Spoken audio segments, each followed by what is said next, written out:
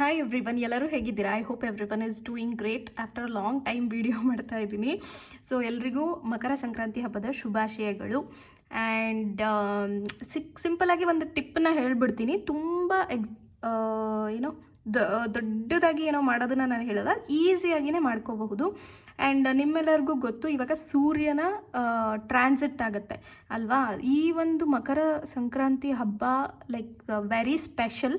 ನೀವು ಹಬ್ಬ ಮಾಡದೇ ಇದ್ರೂ ಪರವಾಗಿಲ್ಲ, ಆದರೆ ಈ ಹಬ್ಬ ಮಾತ್ರ ನಿಮಗೆ ಸೂರ್ಯ ಗ್ರಹದ ಆಶೀರ್ವಾದ ತುಂಬ ಬೇಕಾಗಿರುತ್ತೆ, ತುಂಬ ಇಂಪಾರ್ಟೆಂಟ್ ಇರುತ್ತೆ ಈ ಹಬ್ಬಕ್ಕೆ. ಆ್ಯಂಡ್ ಸೂರ್ಯ ಅಂತ ಅಂದ್ರೇ ಬೆಳಕು ಅಲ್ವಾ? ಸೊ ನಿಮ್ಮ ಲೈಫಲ್ಲಿ ಎಲ್ಲ ಥರದ ವಿಷಯಗಳಿಗೂ ಬೆಳಕು ಸಿಗೋದು ಈ ಹಬ್ಬದಲ್ಲಿ ನೀವು ಮ್ಯಾನಿಫೆಸ್ಟ್ ಮಾಡಿಕೊಂಡ್ರೆ. ಸೊ ಏನು ಮಾಡಬೇಕು ಅಂತ ಹೇಳ್ತೀನಿ. ಫಸ್ಟ್ ಥಿಂಗ್, ಒಂದು ಕಾಪರ್ ತಾಮ್ರದ ಚೊಂಬನ್ನ ತೊಗೊಂಡು ಅದರಲ್ಲಿ ನೀರನ್ನು ತುಂಬಿ, ಚಿಕ್ಕದಾದರೂ ಪರವಾಗಿಲ್ಲ ದೊಡ್ಡದಾದರೂ ಪರವಾಗಿಲ್ಲ, ನಿಮ್ಮ ಕೈಲಿ ಎಷ್ಟು ನೀರು ತುಂಬೋಕ್ಕೆ ಸಾಧ್ಯನೋ ಅಷ್ಟು ತುಂಬಿಸ್ಬಿಟ್ಟು ಅರ್ಘ್ಯ ಕೊಡೋದು ಅಂತಾರಲ್ಲ, ಅಂದರೆ ಸೂರ್ಯನಿಗೆ ನೀರನ್ನು ಹಾಕೋದು.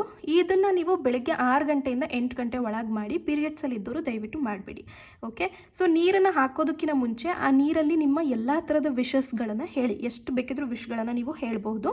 ಆ್ಯಂಡ್ ಆ ನೀರನ್ನು ಹಾಕಬೇಕಾದ್ರೆ ಓಂ ಸೂರ್ಯಾಯ ನಮಃ ಅಂತ ಹೇಳ್ಕೋತಾ ಹಾಕಿ ಎಷ್ಟು ಸತಿನಾದರೂ ಈ ಮಂತ್ರನ ನೀವು ಹೇಳಬಹುದು.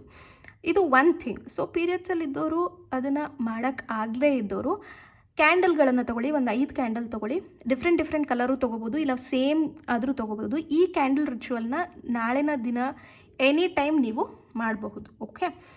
ಎನಿ ಟೈಮ್ ಮಾಡಬಹುದು. ಆ್ಯಂಡ್ ಒಂದೊಂದು ಕ್ಯಾಂಡಲ್ ಮೇಲೂ, ಲೈಕ್ ಈಗ ನೀವು ಗ್ರೀನ್ ಕಲರ್ ಕ್ಯಾಂಡಲ್ನ ತೊಗೊಂಡಿದ್ದೀರಾ ಅಂದ್ಕೊಳ್ಳಿ.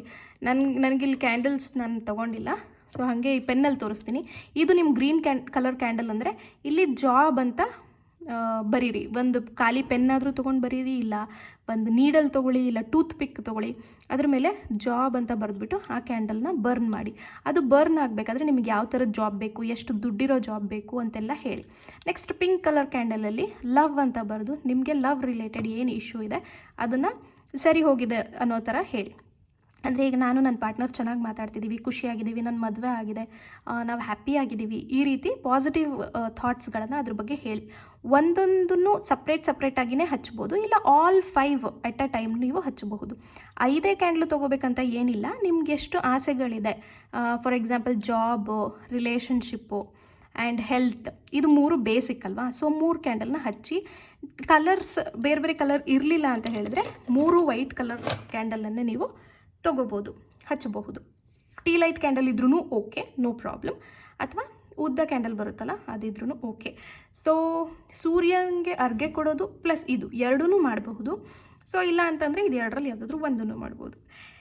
ಆ್ಯಂಡ್ ನೋಡೋಣ ಈ ಸಂಕ್ರಾಂತಿಗೆ ನಿಮಗೆ ಏನು ನ್ಯೂಸ್ ಇದೆ, ಅಥವಾ ಏನು ವಿಶ್ನ ನೀವು ಯೂನಿವರ್ಸ್ ಕಡೆಯಿಂದ ಪಡ್ಕೋತೀರಾ, ಏನು ಗಿಫ್ಟನ್ನು ಪಡ್ಕೋತೀರಾ, ನಿಮ್ಮ ವಿಶ್ ಫುಲ್ಫಿಲ್ ಆಗುತ್ತಾ ಅಂತ ನಾನು ಇವತ್ತು ನಿಮಗೆ ಚೆಕ್ ಮಾಡಿ ಹೇಳ್ತೀನಿ. ಸೊ ಹೈ ಪ್ರಿಸ್ಟೆಸ್ ಬಂದಿದೆ, ಎಸ್. Oh 3 of cups. ನಿಮ್ಮ ಆಲ್ 3 ವಿಶಸ್ ಕೂಡ ಸಕ್ಸಸ್ ಆಗುತ್ತೆ ಅಂತ ನೋಡಿ. Health, relationship and job or money, whatever ನಿಮ್ಮ ವಿಶ್ ಏನಿದೆ ಅದು. ಸೊ ಏನೇ ಡೌಟ್ಸ್ ಇದ್ದರೂ just let me know in the comment section. Okay, I think ಸಾಕು ಅನಿಸುತ್ತೆ ಈ 4 ಕಾರ್ಡ್ಸು.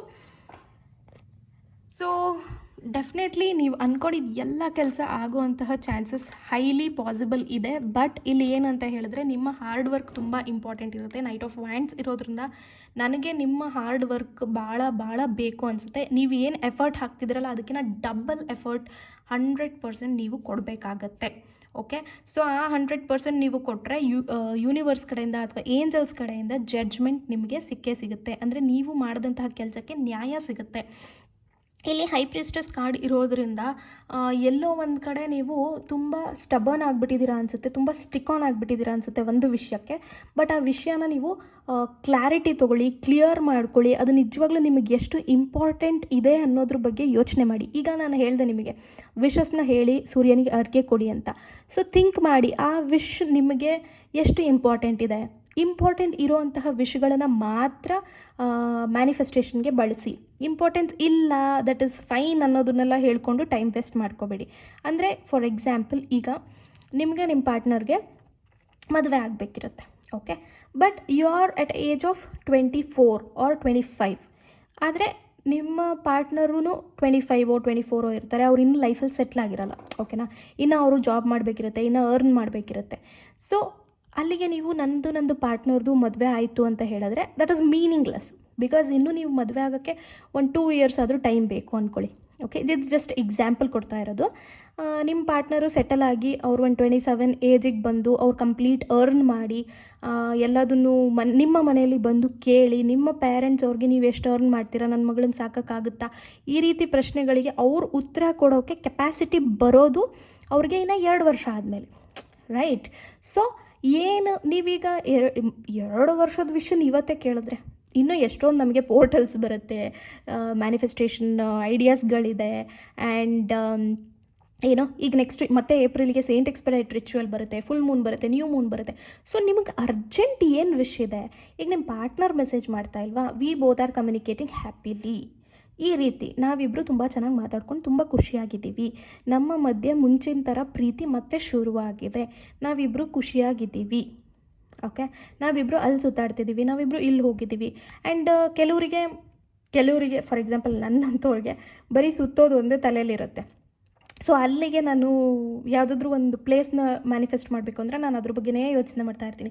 ಆ ಪ್ಲೇಸಿಗೆ ನಾನು ಹೋಗಬೇಕು ಅಂತ ಅನ್ನೋದು, ಅಥವಾ ಎಲ್ಲಾದರೂ ಬರೆಯೋದು, ಆ ಪ್ಲೇಸ್ ಬಗ್ಗೆನೇ ಹುಡ್ಕೋದು, ಅಲ್ಲಿ ಏನು ಇಂಪಾರ್ಟೆಂಟ್ ಪ್ಲೇಸಸ್ಗಳಿದೆ ಅದನ್ನು ಲಿಸ್ಟ್ ಮಾಡೋದು. ಸೊ ನಾನು ಇಲ್ಲೋದೆ, ಹಂಗಾಯಿತು ಹಿಂಗಾಯಿತು ಅಂತ ಯಾವಾಗಲೂ ನಾನು ಅದ್ರ ಬಗ್ಗೆನೇ ಥಿಂಕ್ ಮಾಡ್ತಾ ಇರ್ತೀನಿ. ಅಥವಾ ಜಾಬ್ ರಿಲೇಟೆಡ್ ಇರೋರು ಯಾವುದಾದ್ರೂ ಪ್ರಾಜೆಕ್ಟ್ಸ್ ನಿಮಗೆ ಕೊಟ್ಟಿದ್ದಾರೆ ಅಂತ ಹೇಳಿದ್ರೆ, ಈ ಪ್ರಾಜೆಕ್ಟಲ್ಲಿ ನಾನು ತುಂಬ ಚೆನ್ನಾಗಿ ನೇಮ್ ಫೇಮ್ ಮಾಡಬೇಕು, ನಾನು ಹಂಗೆ ವರ್ಕ್ ಮಾಡಬೇಕು, ಈ ಥರ ವರ್ಕ್ ಮಾಡಬೇಕು. ಅಥವಾ ಆಫೀಸಲ್ಲಿ ನಿಮ್ಗೆ ಯಾರಾದರೂ ಅಷ್ಟು ಚೆನ್ನಾಗಿ ರೆಸ್ಪಾಂಡ್ ಮಾಡ್ತಾ ಇಲ್ಲ, ಅಥವಾ ನಿಮ್ಮ ಟೀಮ್ ಚೆನ್ನಾಗಿಲ್ಲ ಅಂತ ಹೇಳಿದಾಗ ನೀವು ಇವಾಗೆಲ್ಲ ನನ್ನ ಟೀಮ್ ನನಗೆ ತುಂಬ ಸಪೋರ್ಟ್ ಮಾಡ್ತಾ ಇದೆ, ನನ್ನ ವರ್ಕಿಗೆಲ್ಲ ಅಪ್ರಿಷಿಯೇಟ್ ಮಾಡ್ತಿದ್ದಾರೆ, ನಮ್ಮ ಬಾಸು, ನಮ್ಮ TLU, ನಮ್ಮ ಮ್ಯಾನೇಜರು, ಹೂವೆವರ್, ನಿಮ್ಮದು ಏನಿದೆ ಪರಿಸ್ಥಿತಿ ಅದಕ್ಕೆ ತಕ್ಕನಾಗಿ ನೀವು ಹೇಳ್ಕೋಬೇಕಾಗತ್ತೆ. ಸೊ ಇವರೆಲ್ಲ ನನಗೆ ಸಹಾಯ ಮಾಡ್ತಾ ಇದ್ದಾರೆ. ಈ ರೀತಿಯಾದಂತಹ ವಿಷಸ್ಗಳನ್ನು ನೀವು ಬರ್ಕೊಳ್ಳೋದು ಇಂಪಾರ್ಟೆಂಟ್ ಆಗಿರುತ್ತೆ. ಯಾಕೆ ನಿಮ್ಮ ವಿಶ್ ಫುಲ್ಫಿಲ್ ಆಗಲ್ಲ ಅನ್ನೋದಕ್ಕೆ ನಾನು ಈ ಎಕ್ಸಾಂಪಲ್ಸ್ಗಳನ್ನು ಕೊಡ್ತಾ ಇದ್ದೀನಿ. ನೀವು ಎಲ್ಲೋ ಏನೇನೋ ಹೇಳ್ಬಿಟ್ರೆ ಯೂನಿವರ್ಸ್ ಅಫ್ಕೋರ್ಸ್ ಟೈಮ್ ತೊಗೊಳುತ್ತೆ. ನೀವೇ ಜನರಲಾಗಿ ಥಿಂಕ್ ಮಾಡಿ, ಇದು is it a right time to ask this wish ಅನ್ನೋದು, ಓಕೆನಾ. ಸೊ ಆ ರೀತಿ ನೋಡಿ ಒಂದು ಕಡೆ ಲಿಸ್ಟ್ ಮಾಡ್ಕೊಳ್ಳಿ. ನಂದು ಎಲ್ಲ ವೀಡಿಯೋಸ್ಗಳಲ್ಲೂ ನಾನು ನಿಮಗೆ ಡೀಟೇಲಾಗಿ ಎಕ್ಸ್ಪ್ಲೇನ್ ಮಾಡಿದ್ದೀನಿ, ಯಾವ ರೀತಿ ಲಿಸ್ಟ್ ಮಾಡಬೇಕು, ಏನು ಮಾಡಬೇಕು ಅಂತ ಎಲ್ಲದನ್ನು. ಸೊ ಹಳೆ ವೀಡಿಯೋಸ್ಗಳನ್ನು ಯಾರಾದರೂ ಹೊಸದಾಗಿ ನನ್ನ ಚಾನಲ್ ನೋಡ್ತಾ ಇದ್ದರೆ ದಯವಿಟ್ಟು ಹಳೆ ವೀಡಿಯೋಸ್ಗಳನ್ನು ಹೋಗಿ ಹುಡುಕಿ ನೋಡಿ, ಓಕೆ. ಆ್ಯಂಡ್ ನಾಳೆ ನೀವು ಏನು ಟೆಕ್ನಿಕ್ಸ್ ಬೇಕಿದ್ರೂ ಮಾಡ್ಕೋಬಹುದು. ಜಸ್ಟ್ ಬೆಳಗ್ಗೆ ಎದ್ಬಿಟ್ಟು ಸ್ನಾನ ಮಾಡಿ ಪೂಜೆ ಮಾಡಿಬಿಟ್ಟು ನಾನು ಹೇಳ್ದಂಗೆ 6 o'clock-ಇಂದ 8 o'clock ಒಳಗಡೆ ಸೂರ್ಯನಿಗೆ ಅರ್ಘ್ಯ ಕೊಡಿ. 6 o'clock ಅಂತಲೇ ಅಲ್ಲ, ಅರ್ಲಿ ಮಾರ್ನಿಂಗ್ ನೀವು ಯಾವಾಗ ಎದ್ದೇಳ್ತೀರೋ ಆವಾಗ, ಬಟ್ ವಿತಿನ್ 8 o'clock ಮಾಡಿಬಿಡಿ. ಸಂಜೆ ಮಾಡೋಕ್ಕೆ ಹೋಗಬೇಡಿ, ಬೆಳಗ್ಗೆ ಅಷ್ಟೇ ಮಾಡಬೇಕು. ಬೆಳಗ್ಗೆ ಮಿಸ್ ಆಯಿತು ಅಂದರೆ ನಾನು ಕ್ಯಾಂಡಲ್ದು ಹೇಳಿದ್ದೀನಿ ಅಲ್ವಾ, ಕ್ಯಾಂಡಲ್ದಾದರೂ ಮಾಡ್ಕೊಳ್ಳಿ. ಇಲ್ಲ 2 ಮಿಸ್ ಆಯಿತು ಅಂತ ಹೇಳಿದ್ರೆ 108 ಸಲ ಓಂ ಸೂರ್ಯಾಯ ನಮಃ ಅಂತ ಚಾಂಟ್ ಮಾಡಿ ನಿಮ್ಮ ವಿಶ್ವನ ಫಸ್ಟಿಗೆ ಇಂಟೆನ್ಷನ್ನ ಸೆಟ್ ಮಾಡಿಬಿಡಿ. ನನಗೆ ಇದಾಗಬೇಕು, ನನ್ನ ಲೈಫಲ್ಲಿ ನಾನು ಹ್ಯಾಪಿಯಾಗಿರಬೇಕು, ನನ್ನ ಲೈಫಲ್ಲಿ ನಾನು ಖುಷಿಯಾಗಿರಬೇಕು, ನನ್ನ ಲೈಫಲ್ಲಿ ನಾನು ಹಿಂಗೆ ಸುತ್ತಾಡಬೇಕು, ನನ್ನ ಲೈಫಲ್ಲಿ ನನಗೆ ಇಷ್ಟು ದುಡ್ಡು ಬರಬೇಕು, ಇದನ್ನೆಲ್ಲ ಹೇಳಿಬಿಟ್ಟು ಓಂ ಸೂರ್ಯಾಯ ನಮಃ ಅಂತ ಹೇಳಿ 108 ಸಲ ಚಾಂಟ್ ಮಾಡಿ, okay. So according to cards it's like very successful. ಇದು ಒಂದು general guidance, please take what resonate. Successful ಆಗಿದೆ. 3 of Cups ಬರ್ತಿರೋದ್ರಿಂದ ನಿಮಗೆ ಹ್ಯಾಪಿನೆಸ್ ಇರುತ್ತೆ, ಸಂತೋಷವಾಗಿರ್ತೀರ, ನಿಮ್ಮೆಲ್ಲ ಮ್ಯಾನಿಫೆಸ್ಟೇಷನ್ಗಳು ವರ್ಕ್ ಆಗುತ್ತೆ. ಜಡ್ಜ್ಮೆಂಟ್ ಕಾರ್ಡ್ ಇರೋದ್ರಿಂದ ನೀವು ಏನು ಕಷ್ಟಪಟ್ಟು ಮಾಡ್ತಾ ಇದ್ದೀರಾ ಅದಕ್ಕೆಲ್ಲದು ಒಂದು ಜಡ್ಜ್ಮೆಂಟ್ ಸಿಗುತ್ತೆ. ಬಟ್ ಇಲ್ಲಿ ಏನು ರಿಜಿಡ್ ಆಗಿದ್ದೀರಾ ಅದನ್ನು ಅರ್ಥ ಮಾಡ್ಕೊಳ್ಳಿ, ಅದು ವರ್ತಾ ಅಂತ ನೋಡ್ಕೊಳ್ಳಿ. ಆ್ಯಂಡ್ ನಿಮ್ಮ ಸ್ಟೆಬಿಲಿಟಿ ಬಗ್ಗೆ ನೀವು ಯೋಚನೆ ಮಾಡಿ, ನಿಮಗೆ ಅದು ಯೂನಿವರ್ಸ್ ಕೊಟ್ಟರೆ ಅದನ್ನ ಹಿಡ್ಕೊಳ್ಳೋ ಕೆಪಾಸಿಟಿ ನಿಮಗಿದೆಯಾ ಅನ್ನೋದನ್ನು ಥಿಂಕ್ ಮಾಡಿ, ಅದು ಬೇಕೇ ಬೇಕಾ ಬೇಡವಾ ಅನ್ನೋದನ್ನು ಯೋಚನೆ ಮಾಡಿ ಆಮೇಲೆ ಮ್ಯಾನಿಫೆಸ್ಟ್ ಮಾಡ್ಕೊಳ್ಳಿ. ಆ್ಯಂಡ್ ಇನ್ನು ಹಾರ್ಡ್ ವರ್ಕಿಂಗ್ ತುಂಬ ಬೇಕು, ಪಾಸಿಟಿವ್ ಆಗಿರೋದು ತುಂಬ ಬೇಕು. ನನಗೆ ಯಾಕೋ ಒಂದು ಸ್ವಲ್ಪ ನೆಗೆಟಿವ್ ಫೀಲ್ ಅನಿಸ್ತಾ ಇದೆ, ಎಲ್ಲೋ ಒಂದು ಕಡೆ ಹೋಪ್ಸ್ ಇಲ್ಲ, ನಿಮಗೆ ಹೋಪ್ಸ್ ಕಳ್ಕೊಂಡು ಬಿಟ್ಟಿದ್ದೀರಾ ಅನ್ನೋ ಫೀಲ್ ನನಗೆ ಬರ್ತಿದೆ ಇಂಟ್ಯೂಟಿವ್ಲಿ. ಸೊ ಆದಷ್ಟು ಪಾಸಿಟಿವ್ ಆಗಿರೋಕ್ಕೆ ಟ್ರೈ ಮಾಡಿ, ಹಾಗೇ ಆಗುತ್ತೆ. ಅದು ನೀವು ಅಂದ್ಕೊಂಡು ಮಟ್ಟಿಗೆ ಆಗಲಿಲ್ಲ ಅಂದರೂ ಬಟ್ ಗ್ರೇಟರ್ ದ್ಯಾನ್ ದ್ಯಾಟ್ ಅಂತೂ ಆಗೇ ಆಗುತ್ತೆ. ನೀವು ಅಂದ್ಕೊಂಡಿದ್ದಕ್ಕಿಂತ ಡಬಲ್ ಚೆನ್ನಾಗಾಗುತ್ತೆ, that is what sure, okay. So ಇದಿಷ್ಟು ಕಾರ್ಡ್ಸಿಂದ ಬರ್ತಾ ಇದೆ. ಬಾಟಮ್ ಆಫ್ ದ ಡೆಕ್ ಏನಿದೆ ನೋಡೋಣ.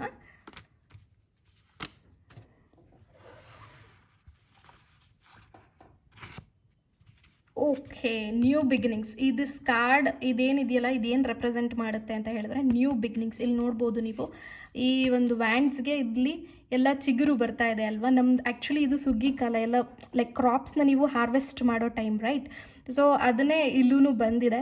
ಸೊ ನ್ಯೂ ಬಿಗಿನಿಂಗ್ಸ್ ಅಂತೂ ಡೆಫಿನೆಟ್ಲಿ ಇದೆ, ಆದರೆ ನಿಮ್ಮ ಪಾಸಿಟಿವ್ ಆಗಿದ್ದು ಹಾರ್ಡ್ ವರ್ಕ್ ಮಾಡಿ ಪಡ್ಕೊಳ್ಳೋದು ನಿಮ್ಮ ಕೈಯಲ್ಲಿದೆ, ಬಿಲೀವ್ ಮಾಡೋದು ನಿಮ್ಮ ಕೈಯಲ್ಲಿದೆ. ಓಕೆನಾ?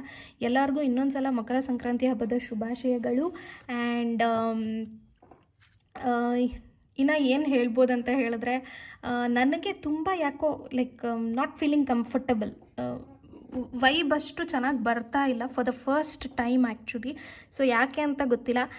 ನಿಮ್ಮ ಪ್ರಾಬ್ಲಮ್ಸ್ಗಳನ್ನು ಕಾಮೆಂಟ್ಸಲ್ಲಿ ಡ್ರಾಪ್ ಮಾಡಿ, ಏನಾಗ್ತಿದೆ ನಿಮ್ಗೆ, ಯಾಕೆ ನೆಗೆಟಿವ್, ನನಗೆ ಪಕ್ಕ ಅನಿಸ್ತಾ ಇದೆ ವ್ಯೂವರ್ಸಿಗೆ ಯಾಕೋ ನೆಗೆಟಿವ್ ಫೀಲ್ ಬರ್ತಿದೆ ಅಂತ.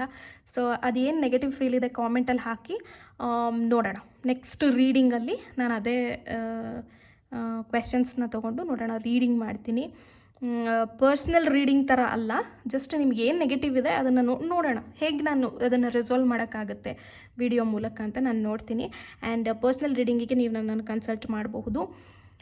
So all the best, good luck. ನಿಮ್ಗಿನ್ನೂ ಜನವರಿ ತಿಂಗಳದ್ದು ರೀಡಿಂಗ್ ನೋಡಿಲ್ಲ ಅಂದರೆ ಹೋಗಿ ನೋಡಿ, ಈ ಥರದ್ದು ಒಂದು ನೋಟನ್ನು ಮಾಡ್ಕೊಳ್ಳಿ. ಆ್ಯಂಡ್ ಎಲ್ಲ ಒಳ್ಳೆಯದಾಗಲಿ, ಎಲ್ಲ ಒಳ್ಳೆಯದಾಗುತ್ತೆ. ಆದಷ್ಟು ಪೇಷನ್ಸಿಂದ ಇರೋಕ್ಕೆ ಟ್ರೈ ಮಾಡಿ. Okay, thank you.